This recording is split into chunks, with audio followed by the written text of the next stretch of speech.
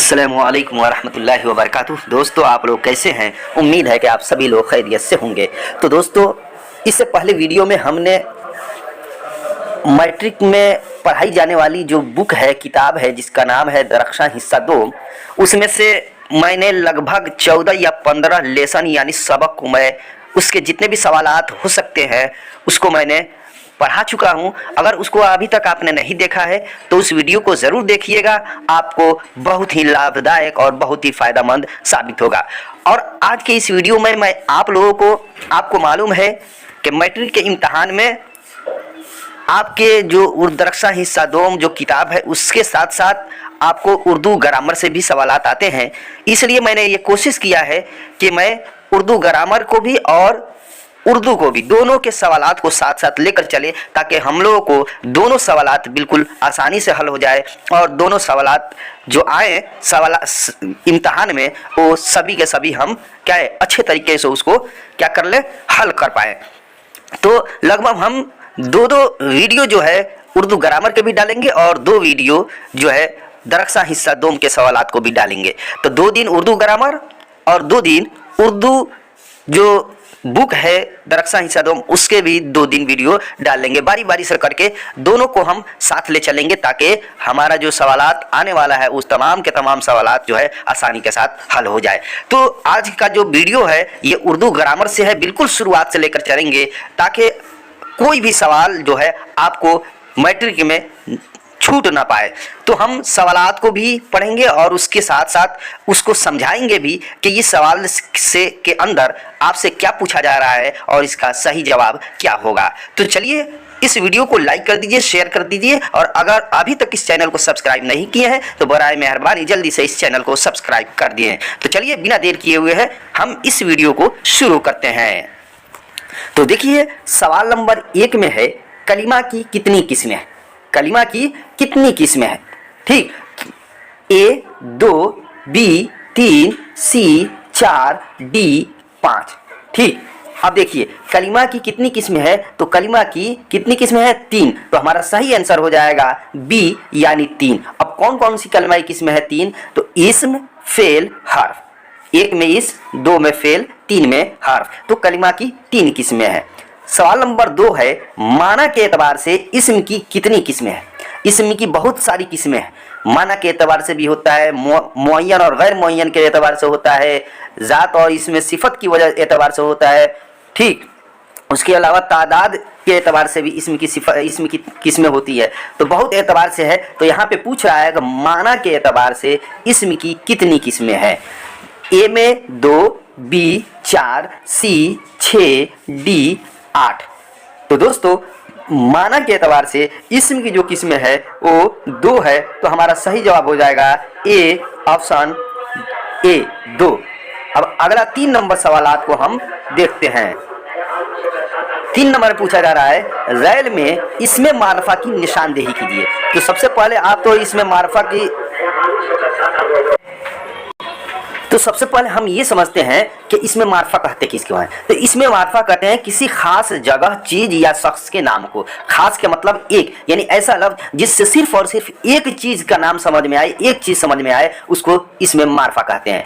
अब ए में है किताब, B पहाड़, C स्कूल, D पटना। अब देखिए ए में किताब है। किताब अगर बोलेंगे तो कोई भी किताब, उर्दू, हिंदी, इंग्लिश, बायोलॉजी, सब बुक जो है, सब किताब जो है ये हम मान सकते हैं।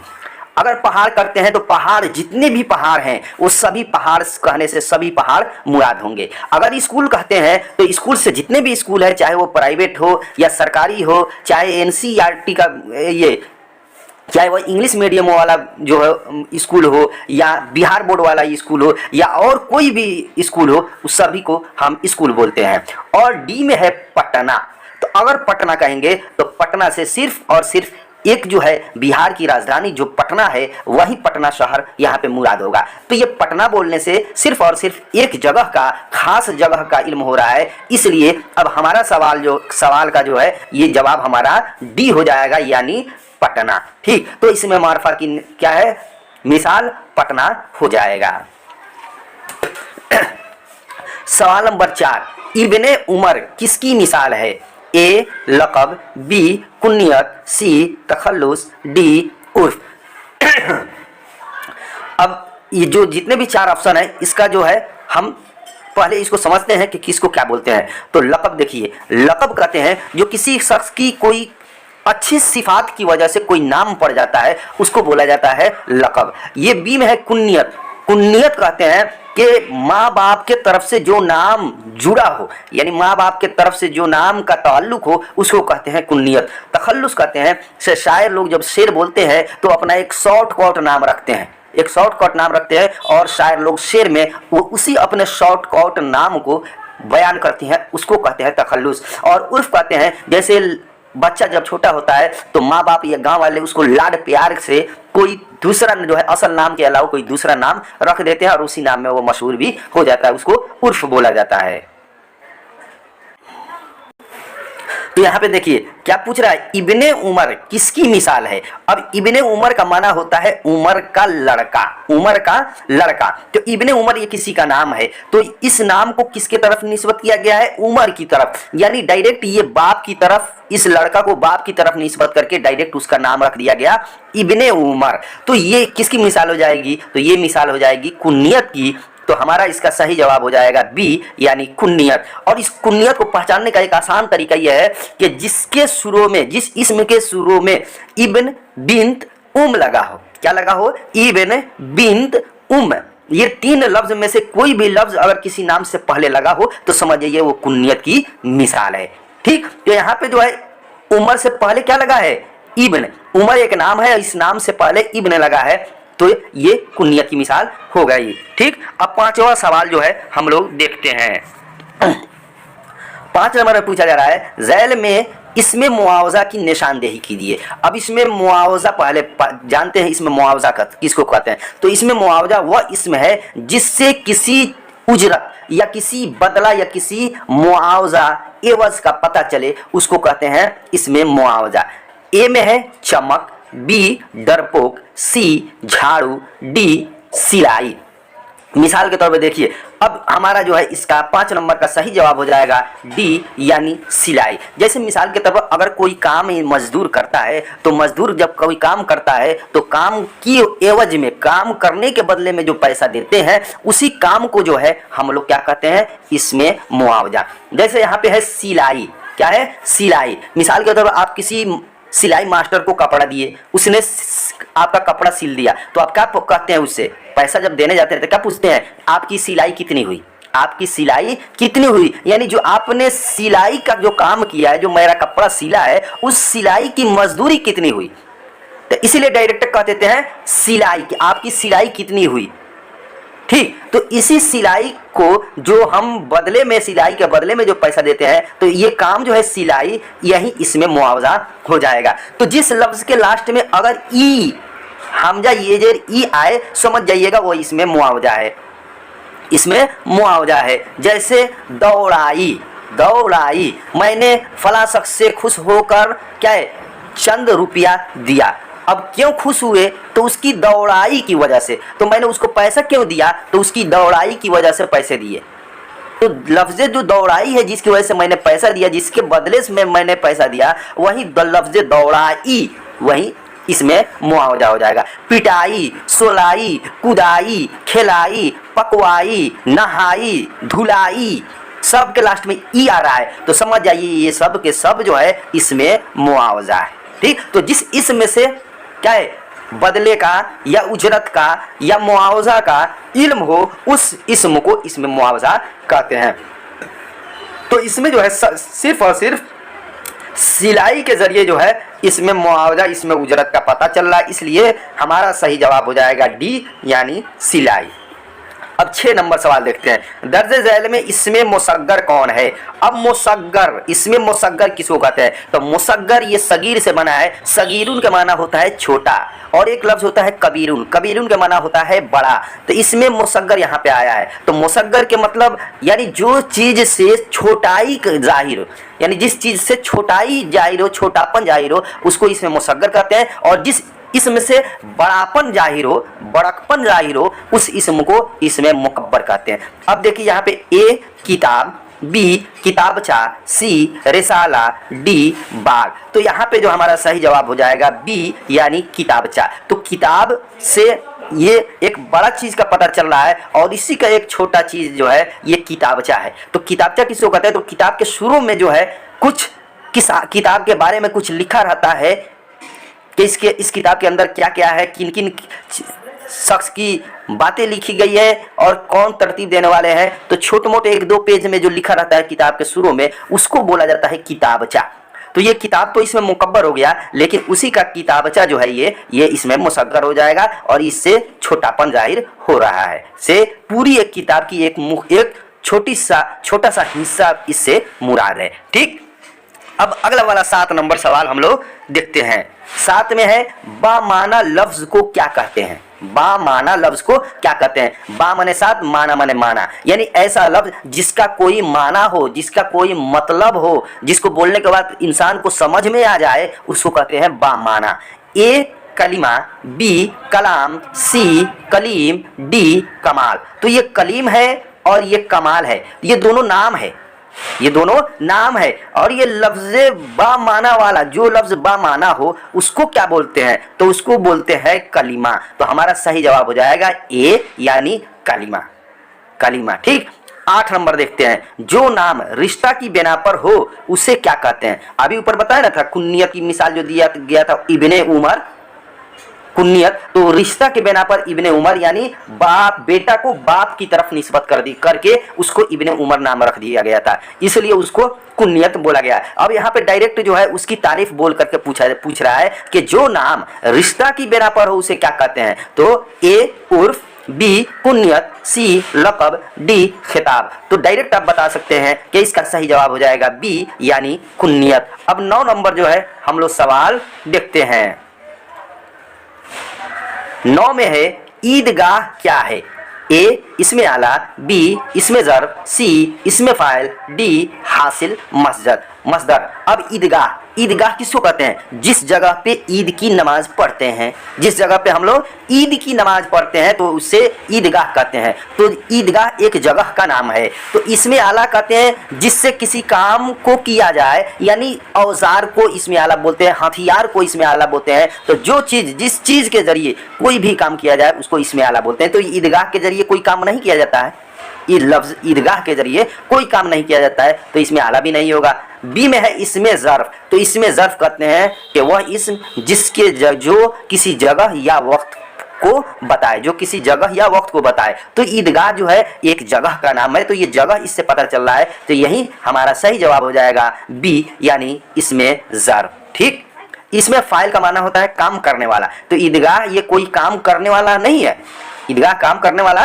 नहीं है। और हासिल मस्दर का मतलब होता है जिस लफ्ज़ के लास्ट में लफ्ज़े ना लगाओ, हरफे ना लगाओ। तो ईदगाह में ना कहीं लगा नहीं है। तो इसका पता चला कि हमारा सिर्फ और सिर्फ जवाब हो जाएगा बी यानी इसमें ज़र्फ। 10 नंबर में है असदुल्लाह खां गालिब में गालिब क्या है? ए खिताब, बी तखल्लुस, सी कुन्नियत, डी लक़ब। तो देखिए असदुल्लाह खां गालिब, तो ये गालिब जो है इसके बारे में पूछ रहा है। तो ये गालिब क्या है? गालिब क्या है? खिताब है, तखल्लुस है, कुन्नियत है, लक़ब है, क्या है? तो देखिए अभी जो मैंने इससे पहले बताया था कि शायर लोग जो अपने शेर में जो शॉर्टकट नाम जो रखते हैं और अपने शेर में उस नाम को लिख देते हैं, उसी लफ्ज़ को, उसी नाम को हम लोग तखल्लुस बोलते हैं। तो तखल्लुस बोलते हैं। तो यहाँ पे गालिब जो है असल नाम असदुल्लाह खां, लेकिन ये शॉर्टकट अपना असदुल्लाह खां असल शॉर्टकट नाम रखते हैं गालिब। और अपने कहीं भी शेर वो लिखते हैं तो उस शेर के अंदर अपना सिर्फ और सिर्फ गालिब ही लिखते हैं, असदुल्लाह खां गालिब पूरा नहीं लिखते हैं। तो ये गालिब जो है ये तखल्लुस हो गया। क्या हो गया? तखल्लुस हो गया। तो हमारा सही जवाब हो जाएगा बी यानी तखल्लुस। और तखल्लुस की एक पहचान ये है कि किसी भी लफ्ज़ के ऊपर अगर ये निशान दिखाई दे, इस तरह का निशान दिखाई दे, तो समझ जाइए वो तखल्लुस है। वो क्या है? तखल्लुस है। अब जो है हम लोग 11 नंबर सवालात को देखते हैं। 11 इसमें मारफा की कितनी किस्में हैं? ए 2, बी 3, सी 5, डी 7। तो इसमें मारफा की कितनी किस्में हैं, तो हमारा सही जवाब हो जाएगा डी, यानी इसमें मारफा की 7 किस्में हैं। 12 नंबर में है रहमत आलम सल्लल्लाहु अलैहि वसल्लम को आप क्या कहेंगे? ए खिताब, बी लक़ब, सी कुन्नियत, डी तखल्लुस। तो देखिए खिताब कहते हैं जो किसी सरकार या बादशाह के तरफ से कोई नाम, किसी शख्स का नाम दिया गया हो उसको खिताब कहेंगे। और लक़ब कहेंगे कि किसी शख्स की अच्छाई या बुराई की वजह से क्या है, लोगों ने कोई नाम दे दिया हो उसको लक़ब कहेंगे। कुन्नियत तो कहेंगे माँ बाप की तरफ, जिस बच्चे की माँ बाप की तरफ निस्बत हो उसको कुन्नियत। तखल्लुस कहते हैं शायर जो है अपना शॉर्टकट नाम क्या है अपने शेर में लिखते हैं उसको तखल्लुस कहेंगे। तो यहाँ पे देखिए रहमत आलम, तो रहमत आलम ये अल्लाह तबारक व तआला ने हुजूर सल्लल्लाहु अलैहि वसल्लम का नाम रखा है, इसलिए कुरान करीम में आता है रहमतुल लिल आलमीन, कि हमने नबी को तमाम दुनिया के लिए रहमत बना करके भेजा है। तो ये जो बादशाहों का बादशाह है, जो हाकिमों का हाकिम है अल्लाह, उसने नाम रखा है रहमत आलम हुजूर सल्लल्लाहु अलैहि वसल्लम का नाम। तो ये क्या हो जाएगा? तो ये हो जाएगा खिताब। तो हमारा 12 नंबर का सही जवाब हो जाएगा ए, यानी खिताब। बात समझ में आ रही है? अब 13 नंबर देखते हैं। 13 नंबर में है ज़ैल में इसमें नकरा की निशानदेही कीजिए। ए आमिर, बी पटना, सी पहाड़, डी गंगा। इसमें नकरा, अब पहले समझिए, इससे पहले ही बता चुके हैं इसमें मारफा और इसमें नकरा। माना के एतबार से इसमें की 2 किस्में, इसमें मारफा इसमें नकरा। इसको और एतबार से कहते हैं कि इसम को इसमें गैर मुअय्यन और मुअय्यन के एतबार से, यानी इसम की मुअय्यन और गैर मुअय्यन के एतबार से 2 किस्में, इसमें मारफा और इसमें नकरा। मारफा कहते हैं खास चीज के नाम को और नकरा कहते हैं आम चीज के नाम को, जो एक से ज्यादा पर बोली जाए उसको नकरा कहेंगे। तो आमिर जो है ये नाम है, तो आमिर से सिर्फ और सिर्फ एक लड़का मुराद होगा जिसका आमिर नाम है। पटना से सिर्फ और सिर्फ एक शहर का नाम मुराद है। ठीक, पहाड़ कहने से आप किसी भी पहाड़ को मुराद ले सकते हैं, चाहे वह हिमालय पहाड़ हो, विंध्याचल पहाड़ हो, अरौली पहाड़ हो, कोई भी पहाड़ हो। पहाड़ कहने से आप कोई भी पहाड़ मुराद ले सकते हैं। तो यहाँ से लफ्ज़ पहाड़ जो है एक नाम एक लफ्ज़ बोलने से आप बहुत सारे पहाड़ मुराद लिए हैं। तो समझ जाइए ये एक से ज़ायद चीज़ों पर दलालत करता है, इस एक से ज़ायद चीज़ें इससे मुराद हो रही है। तो हमारा सही जवाब हो जाएगा 13 नंबर का कि इसमें नकरा क्या है, ये पहाड़ है। तो हमारा सही जवाब हो जाएगा सी, यानी पहाड़। और डी में है गंगा। डी में है गंगा। गंगा एक नदी का नाम है, तो नदी का नाम गंगा कहेंगे तो सिर्फ गंगा ही मुराद होगा। बाकी जितने भी है जमुना, सरस्वती, जितने भी नाम है जमुना, गंगा, जमुना, सरस्वती, जितने भी जो है दरियाओं के नाम है वो सभी के सभी छट जाएंगे और सिर्फ एक गंगा ही नदी मुराद होगा। तो ये गंगा जो है ये भी इसमें मारफा है। हाँ, पटना भी इसमें मारफा है, आमिर भी इसमें मारफा है, लेकिन लफ्ज़ पहाड़ से बहुत सारे पहाड़ मुराद ले सकते हैं, इसलिए ये पहाड़ जो है ये हमारा 13 नंबर का सवाल का जवाब सही हो जाएगा। 14 नंबर में है ज़ैल में इसमें तादाद की निशानदेही कीजिए, यानी ऐसा नाम बताना है जिस नाम के जरिए हम गिनती कर सकें, जिस नाम को हम गिन सकें, ऐसे इसम को बताना है। ए बाग, बी फल, सी 40, डी नेक। तो इसमें हमारा सही जवाब हो जाएगा सी, यानी 40। तो 40 ये तादाद है, गिनती है। 1 2 3 4 5 6 7 ये गिनती ना है, तो इसी को हम लोग तादाद बोलते हैं। तो यही लफ्ज़ 40 जो है ये इसमें तादाद हो जाएगा। 15 नंबर सवालात देखते हैं। 15 में है इसमें मारफा की पहचान कीजिए। अब इसमें मारफा क्या बताया था? इसमें मारफा किसी खास चीज के नाम को कहते हैं, किसी खास नाम को, किसी एक नाम को हम लोग इसमें मारफा कहते हैं। अब देखिए ए शहर से बहुत सारे शहर मुराद ले सकते हैं। बी दरिया बोलेंगे तो सारे दरिया मुराद होंगे। सी अहमद, अब अहमद बोलेंगे तो अहमद सिर्फ और सिर्फ एक लड़के का नाम हमारे जहन में आएगा जिसका नाम अहमद है, तो ये खास शख्स का नाम हो गया, इसलिए इसको अहमद को जो है हम लोग इसमें मारफा कहेंगे। और डी में है दरख्त बोलेंगे तो जितनी भी दरख्तें हैं चाहे वो किसी भी चीज की दरख्त हो, सारी दरख्तें मुराद होंगी। तो यहाँ पे जो है अहमद जो है सी में, यही हमारा सही आंसर हो जाएगा। 16 में है इब्ने मरियम किसकी मिसाल है? ए लक़ब, बी उर्फ, सी कुन्नियत, डी तखल्लुस। तो हम तो पहले बता चुके हैं इब्ने उमर के बारे में, उसी तरह इब्ने मरियम है तो समझ जाइए ये क्या है, सी है, यानी ये कुन्नियत की मिसाल है। 17 नंबर जो है हम लोग देखते हैं। 17 नंबर में है ज़ैल की मिसालों में उर्फ कौन है। उर्फ कहते हैं जो किसी भी बच्चे के नाम को गांव लोगों ने या माँ बाप ने दुलार की लाड प्यार की वजह से कोई नाम रख दिया हो। जैसे ए अबुल कासिम, तो अबुल कासिम क्या है, गांव वाले नहीं रखते हैं बल्कि माँ बाप उसको एक असल नाम दे देते हैं। बी गालिब, गालिब एक असल नाम है। सी शेखू, अब शेखू है तो शेखू ये जो नाम है ये माँ बाप लाड प्यार की वजह से या गांव के लोग लाड प्यार की वजह से शेखू नाम रखते हैं। शेखू, कल्लू, उल्लू, बुल्लू, चुल्लू, गुड्डू, मुन्नू, चुन्नू, तुन्नू, बुन्नू, ये सब के सब जो है ये जो नाम है ये सब के सब जो है लाड प्यार की वजह से रखा जाता है। इसीलिए ये सब के सब किसकी मिसाल हो जाएगी, ये उर्फ की मिसाल हो जाएगी। तो हमारा सही जवाब हो जाएगा सी यानी शेखू, ये हमारा सही जवाब हो जाएगा।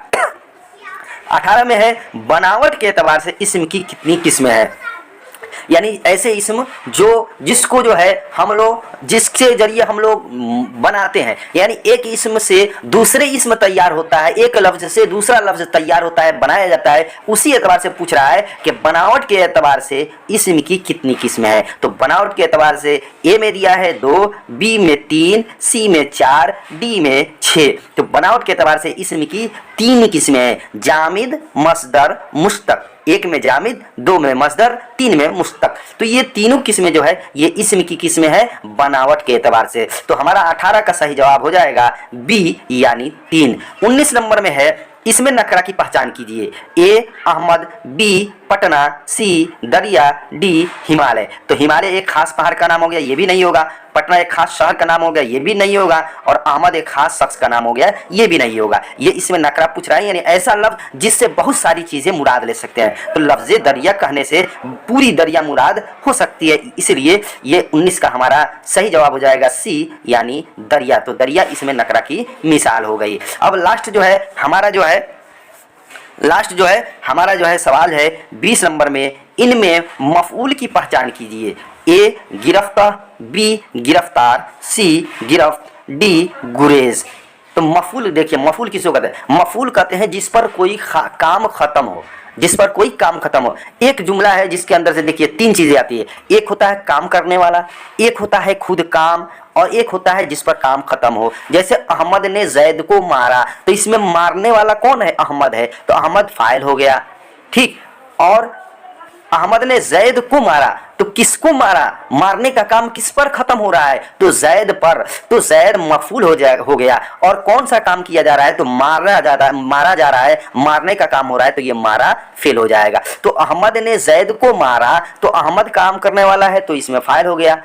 किस पर काम पूरी हो रही है, तो जैद पर, तो जैद मफूल हो गया। कौन सा काम हो रहा है, तो मारने का था, मारा फेल हो गया। तो इसमें पूछ रहा है गिरफ्तार के मतलब माना होता है पकड़ा हुआ। तो कोई न कोई इंसान पकड़ा गया होगा, इसलिए उसको कहते हैं गिरफ्तार। तो हमारा सही जवाब हो जाएगा ए यानी गिरफ्तार, ठीक। तो दोस्तों आज का ये वीडियो आपको कैसा लगा, आप जरूर कमेंट करके जरूर बताइएगा। और अगर पढ़ाने में अगर कोई हमको दिक्कत हो रही हो या हमको अगर सही तरीके से हम नहीं पढ़ा पा रहे हैं, तो अपनी राय जरूर पेश कीजिएगा, ताकि मैं आप लोगों के मुताबिक मैं अच्छे तरीके से पढ़ा सकूं, ताकि पूरी की पूरी तौर पर आपको फायदा पहुंच सके। तो चलिए फिर हम अगले वीडियो में मिलते हैं। जब तक के लिए खुदा हाफिज, खुदा आपको सही और सलामत